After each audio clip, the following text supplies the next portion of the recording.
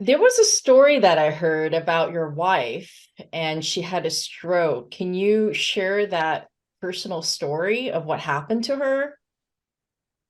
Yes, this was we have to go back to '08, and me had asked us to go to Carmel, New York to a gentleman coming from a doctor coming from Taiwan Right, to speak.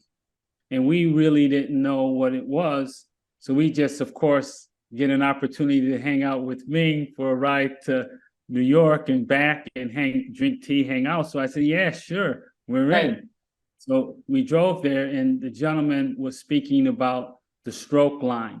Mm, Luckily, it was in Chinese, but someone was there interpreting for us. hmm. And once we got into the car, Ming began to share what had actually happened in more depth. So we kind of like learned that technique,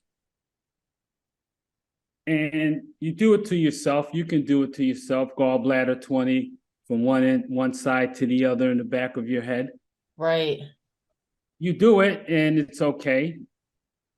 But 7 years later, one night, my wife, I happened to be standing next to her. She just began to sink down on the floor, Mm, and I lifted her up, and I could tell she was out of it. So immediately I started pushing right across gallbladder 20 across the stroke line to the other side. Keep working it deep. Dr. Wu, all of his points are near the bone. So I kept digging in deep.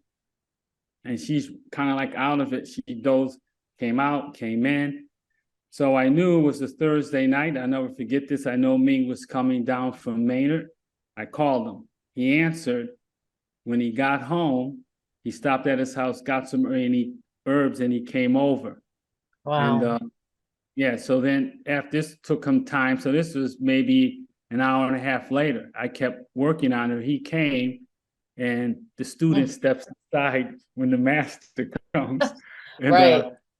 he, he took over, and my wife that night recovered.